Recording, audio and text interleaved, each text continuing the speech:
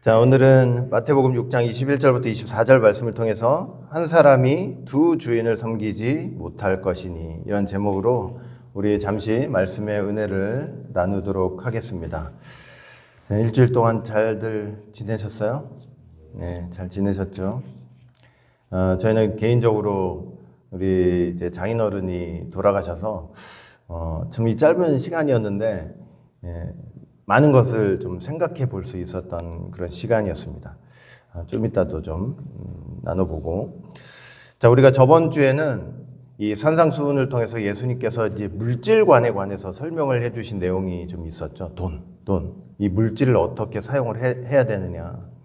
그러니까 예수님께서 네 보물을 이제 땅에 쌓아두지 말고 하늘에 쌓아두라. 이제 이렇게 말씀을 하신 것에 대해서 저희가 쭉 다 설명을 들었습니다. 근데 그리고 나서 우리가 다 못다한 구절들이 있어서 이제 계속 좀 그 구절들을 좀 생각해 보도록 하겠습니다.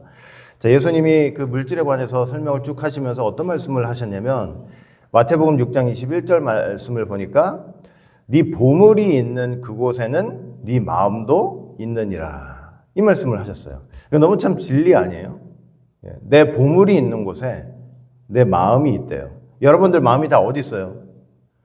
여러분들 마음이 다 여러분들이 귀하게 생각하는 것에 다 쏠려 있는 거예요. 그죠? 여러분, 그렇다고 할 때 우리 보물이 무엇인지가 정말로 중요한 문제가 되겠죠. 왜? 보물이 있는 곳에 내 귀하게 여기는 것에 내 마음이 다 이제 가 있으니까 정말 중요한 것은 내가 가장 귀하게 생각하는 것이 뭐냐. 이게 문제일 거 아니에요. 여러분에게 있어서 가장 가치 있고 중요한 보물은 무엇입니까? 뭐가 가장 중요해요, 여러분들한테? 뭐가 중요해요? 돈입니까? 돈 아니에요. 약간 가증스럽죠? 그쵸? 돈이 얼마나 중요한데? 여러분들이 하나님 때문에 웃고, 하나님 때문에 울고, 하나님 말씀에 불순종해서 속상하고, 이런 때가 많아요. 아니면 돈 때문에 웃고, 돈 때문에 울고, 돈 때문에 속상한 때가 더 많습니까? 돈 때문에 울고 불고 속상하고 이럴 때가 더 많잖아요, 솔직히. 뭐 여러분들만 얘기하는 거 아니에요. 저도 마찬가지죠. 이제 사실은 하나님 앞에 우리 마음이 있다고 하지만 실은 이제 물질에 우리 마음이 더 많이 가 있는 게 사실입니다. 그렇다면 이제 돈에 우리가 마음에 쏠려 있다면 그러니까 그 돈이 우리한테 가장 귀한 거고 우리 마음은 이제 거기에 매달려 있는 거예요. 솔직히 말해서. 돈을 버는 데에만 우리 마음이 이제 매이게 되고 돈 때문에 아까 말씀드렸죠. 웃고 울고 그것 때문에 속상해서 또 돈 많아지면 또 기쁘고 하나님 때문에 그랬으면 얼마나 좋을까요? 우리 인생에. 그런 일이 별로 없는 것 같아요. 여러분, 그러면 돈이 문제일까요? 네, 돈이 문제가 아니라 성경 볼 때 돈이 문제다. 물론 돈이 일만하게 악이라고 얘기도 했지만 사실 근본적으로 보면 뭐냐면 돈이 일만하게 악이라고 얘기를 하는 거는 그 성경의 정확한 말이 아니에요. 돈이 문제가 아니라 성경 볼 때 돈을 사랑하는 것이 일만하게 악이라고 설명을 하고 있습니다. 디모데전서 6장 10절 보니까 돈을 사랑함이. 돈을 사랑한다는 거는 돈에게 매여 있다는 거죠. 돈한테. 돈을 사랑함이 일만하게 악의 뿌리가 되나니 이것을 탐내는 자들은 돈을 탐내고 돈에 모은 인생을 걸면서 살아가는 사람들은 결국은 미혹을 받아서 믿음에서 떠나서 많은 근심으로 남을 찌르는 게 아니고 누굴 찔렀대요? 자기를 찌르면서 산다고 말씀을 하고 있습니다. 여러분, 이스라엘 백성들이 잘 믿을 때는 그런 일이 없는데 이제 타락하잖아요. 그럼 타락하면은 이게 믿는 사람들이 타락할 때 뭐가 제일 귀찮은지 아세요? 이 구약의 이스라엘 백성들을 볼 때 뭐가 제일 걸리적거리는지 아세요? 이게 안식일이 제일 걸리적거려요. 안식일이. 타락하면요. 왜냐? 돈을 벌어야 되겠는데 안식일이 걸리적거리는 거야. 안식일 때문에 내가 손해를 보고 안식일 때문에 내가 돈을 못 번다 이런 생각을 하는 거예요. 그래서 항상 이스라엘 백성들은 타락했을 때는 어떤 생각을 했냐면 내가 언제 저 안식일 지나서 밀을 팔 수 있을까? 이런 생각을 하고 있었어요. 그러니까 제가 하는 말씀이 아니고 성경을 보시면은 특별히 아모스 8장 5절 보니까 이렇게 돼 있어요.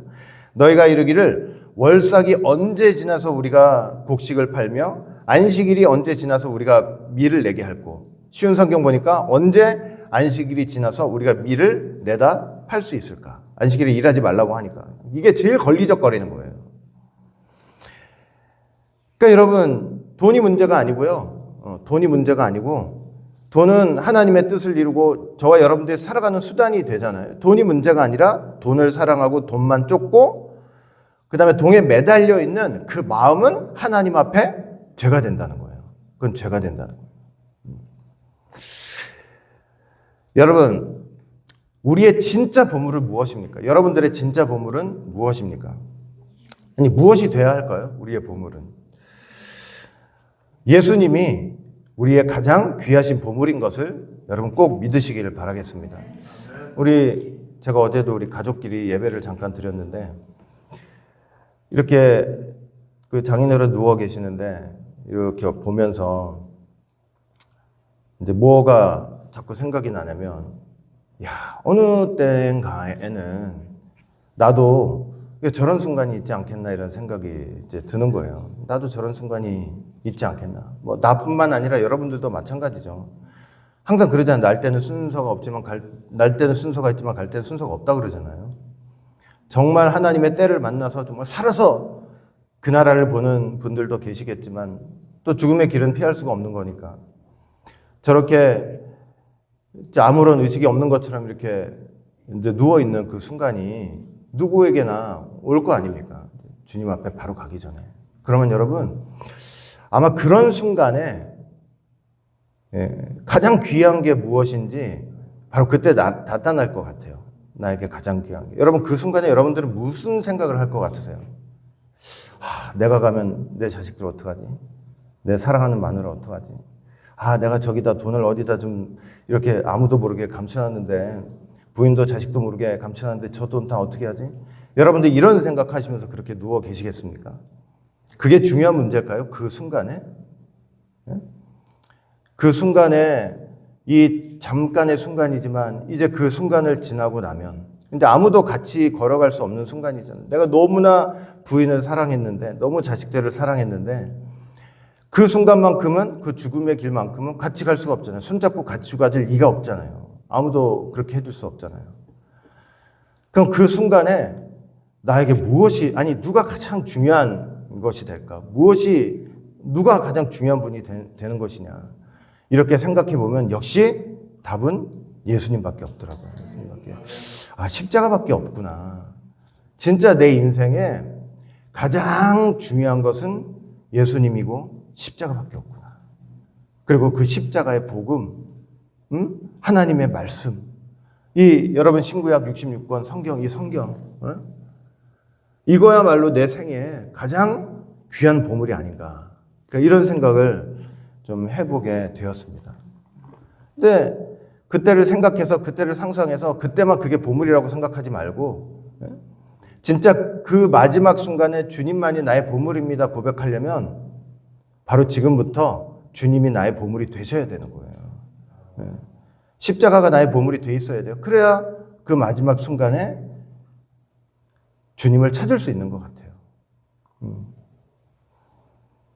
여러분, 하나님의 말씀이 이 십자가 말씀의 복음이 이게 우리 인생의 가장 중요한 보물이라는 거 절대로 여러분 잊지 않았으면 좋겠습니다. 이 십자가 복음만이 우리가 그 순간에 우리가 두렵지 않게 우리를 붙잡아주고 하나님 앞으로 인도할 수 있는 말씀이 되는 거예요. 아무것도 없어요. 그동안 내가 살아오면서 모은 돈으로 하나님 저 인생에서 이렇게 살아가면서 너무 열심히 노력해서 이렇게 많은 돈 모았는데 이거 받아주시고 저 천국 보내주세요. 여러분 절대로 그렇게 할 수 없습니다. 하나님은 돈 받으시는 분이 아니에요. 여러분들의 믿음을 받으시는 분이지. 이 하나님의 말씀이 제일 귀한 보물이에요. 여러분, 이 하나님의 말씀 속에 뭐가 있어요? 하나님의 살아계심을 다 알 수가 있죠.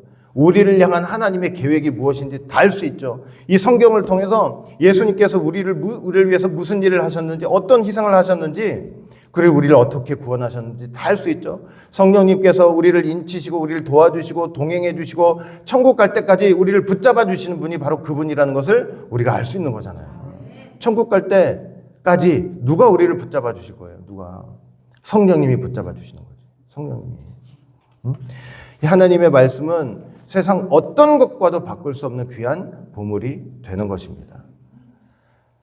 이 귀한 보물을 그렇다면 우리는 어떻게 소유할 수 있을까요? 그냥 귀로 듣고 있으면 그게 소유가 되는 거예요? 그렇지 않습니다. 앉아가지고 귀로 듣는다고 우리 소유가 되는 게 아니에요. 마태복음 13장 보시면은 예수님께서 천국을 어떻게 소유할 수 있을지 우리에게 말씀을 해주고 계세요. 자, 마태복음 13장 44절 보니까 천국은 마치 밭에 감춘 보화 같으니 사람이 이를 발견한 후에 숨겨두고 기뻐하며 돌아가서 자기의 소유를 다 팔아 그 밭을 샀느니라. 어떤 사람이 어떤 밭에 갔는데 거기에 보화가 있는 걸 발견했어요. 그러니까 아무 말도 안 하고 조용히 가가지고 어떻게 했어요? 자기의 재산을 다 들어가지고 그 밭을 샀다고 말씀을 하고 있습니다. 이게 보물을 소유할 수 있는 방법이에요. 그러면 우리 생각은 또 인간의 세상 만사에 찌든 우리의 생각은 그러면 하나님의 말씀 보물을 사기 위해서 우리의 소유를 다 팔아가지고 우리 돈을 다 팔아가지고 그렇게 사야 된다는 소린가? 그러니까 이게 찌든 우리의 생각은 다 항상 이제 돈으로 연결이 되죠. 또 돈 내라는 성, 교회에서 또 헌금 바치라고 저러는 건가? 여러분 가진 헌금 다 낸다고 천국을 살 수 있겠냐고요? 하나님 말씀 살 수 있어요? 네? 그러면은 부자 되는 거 열심히 우리 노력하라고 제가 권면하고 싶어요. 그래서 돈으로 살 수 있습니다. 여러분 여기서 말하고 있는 소유라는 것은 뭐냐면 소유를 팔아서 말씀을 사고 말씀을 소유하고 천국을 소유한다. 이 소유라고 하는 것은 뭐냐면 바로 우리가 가지고 있는 타락한 본성을 가리키는 거예요. 여러분 아담 타락 이후에 우리가 가진 게 뭐가 있어요? 그냥 하나님한테 반항하는 마음 이거 하나 가진 거예요. 네? 말씀이라고 하면은 귀를 닫고 듣고 싶지 않아 하는 그런 마음. 나를 찌르기만 하면 다시는 듣고 싶고 상종하고 싶지 않은 그런 마음. 어떻게든 하나님께 되들어보고 입으로는 말씀하면서 실은 다른 게 더 중요한 그런 위선 같은 거. 말씀 앞에 고집하지, 말씀 앞에 순종하지 않으려는 그런 완고한 고집 같은 거. 잘 생각해 보세요. 우리가 가진 게 그거예요. 우리가 가진 게 그거라니까요. 여러분 아무리 예수 믿고 의인 되었다고 해도 이건 아직도 우리가 갖고 있어요. 아직도 우리의 소유예요. 아직도 우리의 소유야. 아직도 소유예요. 믿음으로 자 뭘로요? 믿음으로 이런 것들을 이거 내 거 아니야 하고 사단한테 팔아버려야 된다는 거예요. 팔아버려요. 팔아야만 진정으로 그 하나님의 보물, 하나님의 말씀, 천국을 우리가 소유할 수 있다는 거예요. 이걸 팔지 않으면 말씀 소유할 수 없어요. 귀로 듣는 게 말씀이 아니에요. 이걸 팔아야지. 타락한 본성을 믿음으로 사단에게 팔아버리는 그런 과정이 없이는 말씀을 진정으로 소유할 수가 없습니다. 생각해 보세요. 옛사람, 옛생각, 옛 고집, 옛날에 했던 그 습관들 가지고 말씀 백날 들어보세요. 그 말씀이 우리 안에 들어오는 것 같으세요? 하나도 안 들어요. 하나도. 그런데 마음에 들어오지는 않는데 귀로는 자꾸 들으니까 머리는 또 커져요. 교만하게 되고 남 정죄하고 그것도 모르냐고 하게 되고. 여러분 우리의 보물인 하나님의 말씀 그리고 천국을 소유하는 것이 절대로 쉽지 않습니다. 이걸 팔아버리지 않으면 파는 과정이 없으면 그렇게 어려운 거예요. 사실 어려워요. 팔으라. 하나님의 보물인 우리의 보물인 하나님의 말씀을 그렇게 팔아가지고 사야 된다 하는 것을 여러분 좀 기억했으면 좋겠습니다. 마태복음 6장 22절 23절 보니까 또 예수님 무슨 말씀하셨냐? 눈은 몸의 등불이니 그러므로 네 눈이 성하면 온몸이 밝을 것이요 눈이 나쁘면 온몸이 어두울 것이니 그러면 너에게 있는 빛이 어두우면 그 어둠이 얼마나 더하겠느냐. 되게 어렵죠 말이 지금? 어렵죠? 근데 잘 생각해 보세요. 여러분들 눈 딱 감아 보세요. 캄캄해지죠? 캄캄해져가지고 여러분들의 몸을 어디로 움직여야 될지 모르게 되잖아요. 그러니까 눈이 어두우면 그냥 몸이 어두워지는 거예요. 그런데 눈을 팔짝 뜨고 있으면 몸이 다 밝게 되죠? 그래서 바른 판단을 할 수 있고 어디를 가서 무엇을 해야 될지 다 할 수 있는 거예요. 그렇죠? 자, 그런데 눈이 나쁘면 그런 걸 다 할 수가 없는데 네 안에 있는 빛, 즉 네 안에 있는 그 영적 눈이 어두워 버리면은 더욱더 그러하다는 거예요. 더욱더 그러하다. 우리 영적 눈이 돈만 바라보고 있으면, 물질에만 딱 매여 있으면은, 그리고 다른 것에 다 매여 있다면은 자기는 똑바로 간다고 하지만 가면 갈수록 깊은 어둠에 빠져들고 있는 거예요. 우리의 몸이 어두워져 가지고 어디로 가야 될지 모르게 빠져들어가 있는 거예요. 하나님이 기뻐하는 그런 길을 가지 못하게 되는 거예요. 영적 눈이 어두워져 있으면, 다른 것에 매여 있으면. 하나님과 상관없는 길, 하나님께서 기뻐하시지 않는 길을 자꾸 자기도 모르게 가게 되는 거예요. 여러분, 그래서 우리의 눈이 지금 무엇을 보고 있느냐? 우리의 눈이 무엇을 보고 있느냐? 이 바벨론과 같은 세상에서 우리가 싸워야 될 영적 싸움의 진정한 실체가 바로 이거예요. 우리의 눈이 지금 무엇을 바라보고 있느냐? 이게 너무나 중요해요. 여러분들이 지금 무엇을 바라보고 있습니까? 여러분, 계시록 17장 보면 이 바벨론과 같은 세상은요, 다른 거 아니에요. 여러분들 눈을 뺏으려고 하는 거예요. 다른 게 없어요. 그냥 눈을 뺏으려고 하는 일이 바벨론 같은 세상이 하는 일이에요. 우리의 눈을 빼앗기 위해서 바벨론 같은 세상은 정말 최선을 다해요. 최선을 다해요. 어떻게 하느냐? 계시록 17장 4절 보니까 그 여자는 바벨론 같은 세상을 가리켜요.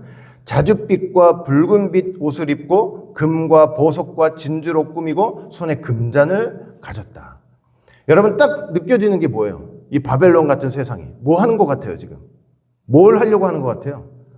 우리를 유혹하는 것 같죠. 근데 어떻게 유혹해요? 눈을 빼앗는 거예요. 눈을 빼앗는 거예요. 뭘로? 자줏빛, 붉은빛, 금, 보석, 진주, 손에 금잔. 나도 모르게 눈길이 갈 거 아니에요. 근데 알고 보니까 그 안에 뭐가 더 있어요? 뭐 안에 들어있어요? 뭐가? 가증한 것, 음행의 더러운 것들이 다 가득했다고 그랬어요. 그래서 나중에 보면은 계시록 17장 4절 이하 더 보면은 세상의 모든 왕들과 세상의 많은 사람들이 그 음행의 잔에 다 취해 있다고 말씀을 하고 있어요. 그 정도로 이 눈을 빼앗는 이 미혹의 힘이 강하다는 것을 볼 수 있는 거예요. 여러분, 교회는 없는 것 같죠? 이게 세상 이야기만 있는 것 같죠? 교회도 마찬가지예요. 교회도 사람을 어떻게, 교회도 여러분 온전한 교회만 있는 게 아니잖아요. 성도도 마찬가지죠. 바른 성도만 있는 거 아니잖아요. 교회도 잘못된 교회가 있죠. 사단한테 휘둘리는 교회가 있고 사단한테 휘둘리는 성도가 있죠. 어떻게 하느냐? 다 눈을 빼앗기 위한 노력을 하는 거예요. 다. 왜? 말씀이 없으니까. 이해되세요?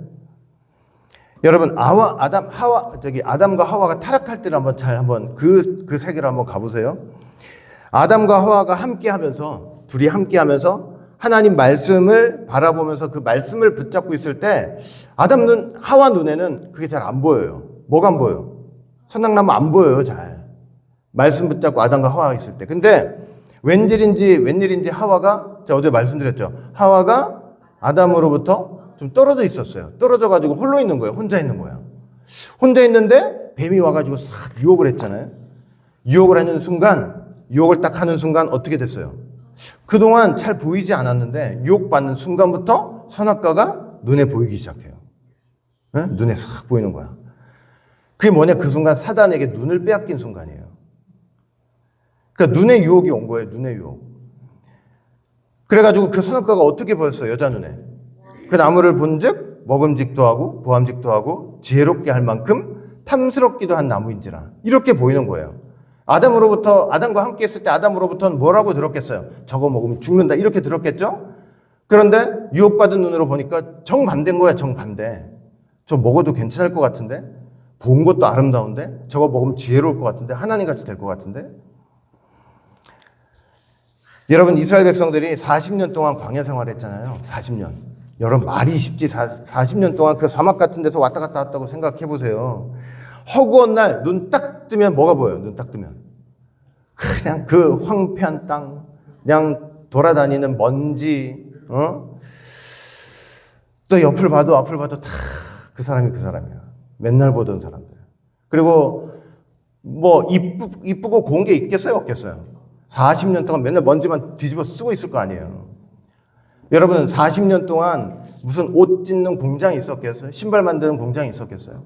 하나님께서 40년 동안 이 옷이 닳지 않고 신발이 닳지 않는 은혜를 주셨기 때문에 입고 다닌 거예요. 신고 다니고. 예? 성경에 다 있어요. 맨날 똑같은 옷 입고 맨날 똑같은 신발 신고 먼지 뒤집어 쓰고. 예? 안식일 지켰을 거 아니에요? 안식일마다 가가지고 십계명 다시 얘기하고 율법 다시 얘기하고 그 날마다 먹는 게 뭐예요? 만나 맨날 먹는 거야. 처음엔 너무 좋았죠. 너무나 좋았는데 40년 광야생활 끝무렵에 가가지고는 만나를 뭐라고 했는지 아세요? 나 지금 그냥 보기만 해도 지겹고 먹기만 해도 구역질이 나는 음식이라고 그랬어요. 이게 영적인 상태를 보여주는데 뭐냐면 하나님 말씀에 대해서 너무 실증이 나는 거예요. 이제는 맨날 그 소리 그냥 그 소리. 듣기 싫어. 아주 구역질이 날 정도로 이렇게 된 상태예요. 그런데 그런 순간에 이스라엘 백성들이 어디에다 진을 딱 쳤냐면 그 가나안 땅 가기 직전에 모압 평지에 진을 딱 쳤어.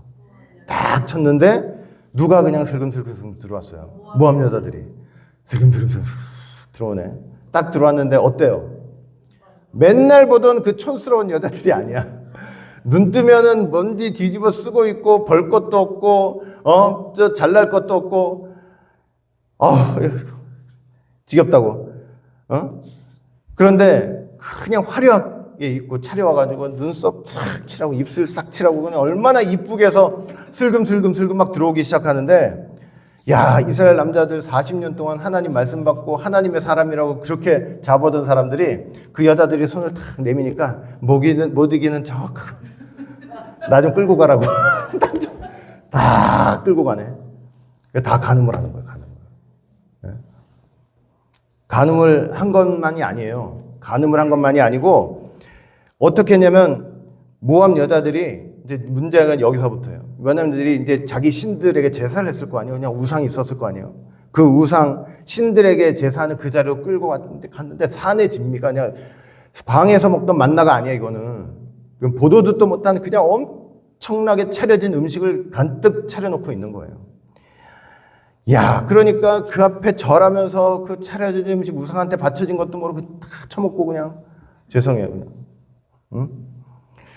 광야에서 맨날 먼지 뒤집어 쓰면서 말씀하는 것보다 만나 먹는 것보다 이게 좋다. 이게 좋다.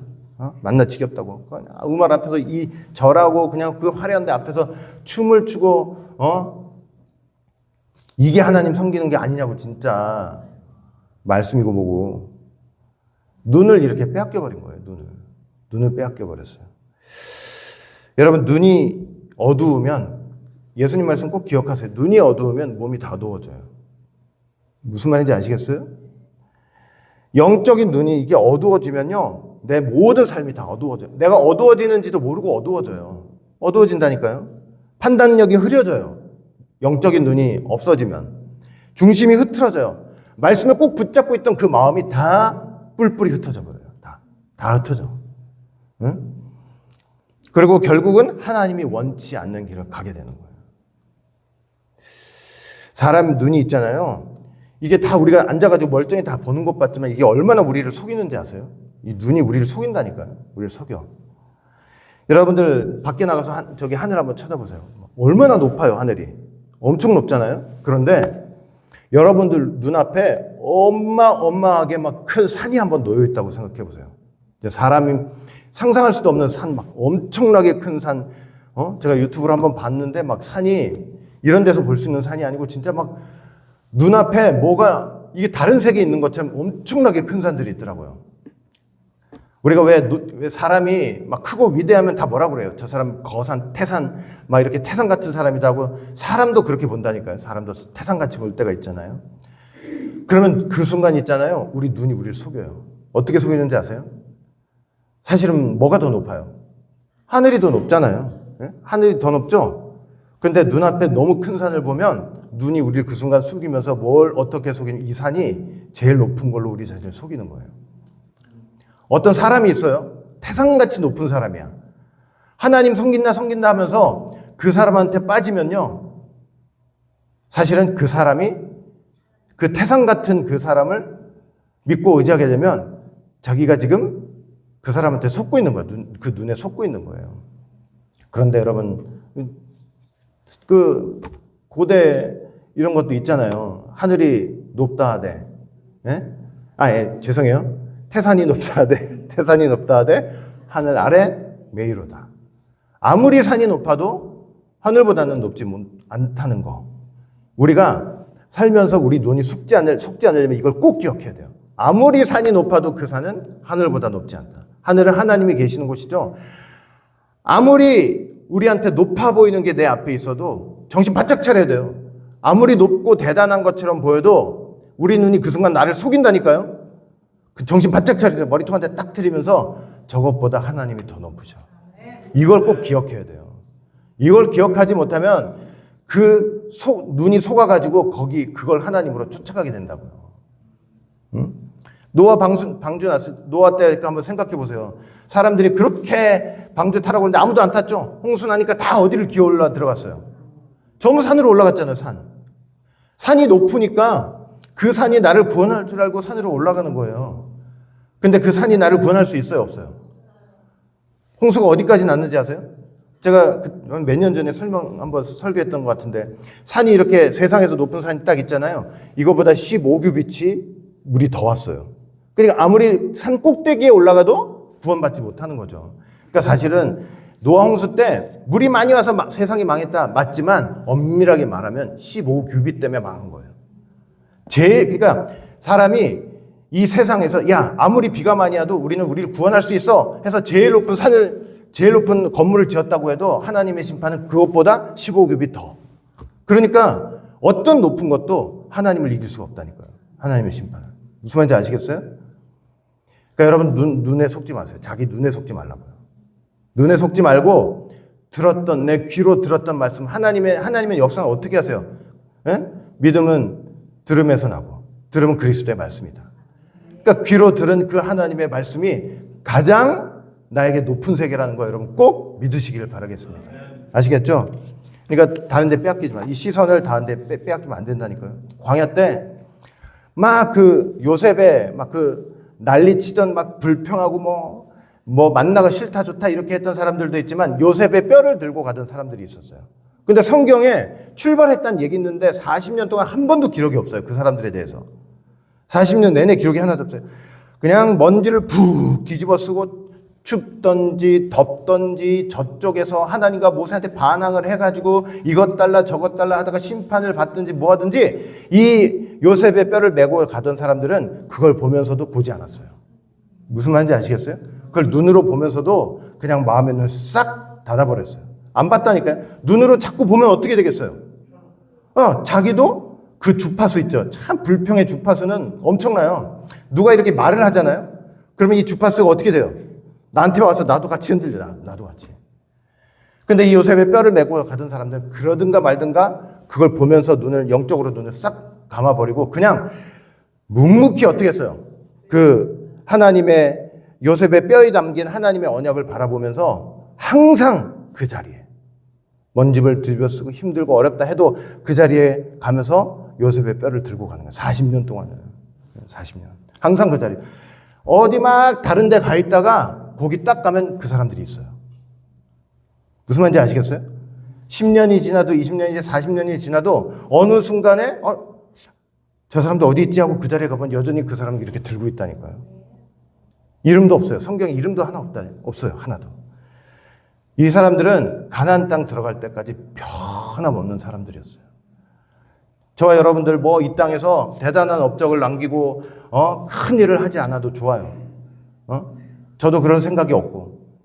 그러나 변함없이 세상이 어떻게 들어가든지 간에 거기에 내 눈을 맞추고 그냥 마음이 좌로 우로 흔들리지 않고 변함없이 하나님께서 이렇게 보시다가 얘 이 자리에 있나 딱 보실 때 여전히 그 자리에 있는 변함없는 그런 믿음의 사람들이 되시기를 주의 이름으로 간절히 축원을 드리겠습니다. 요셉의 뼈를 가나안 땅에 묻는 그 순간까지 변함없는 그 사람. 결론 맺겠습니다. 자, 마태복음 6장 24절 같이 한번 읽어볼까요? 시작. 한 사람이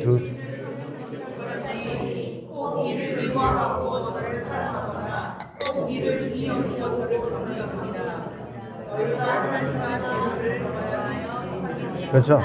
한 사람이 절대로 두 주인을 섬기지 못한다는 거죠. 돈이 내 주인이 되면 돈이 내 주인이 돼 있는데 마음이 거기 다가 있는데 내가 하나님을 섬긴다? 하나님께서 그거 받지 않으세요. 그런 마음을. 그죠? 하나님은 온전히 당신의 백성들의 마음이 하나님을 향하기를 원하세요. 그 마음을 보시는 거예요.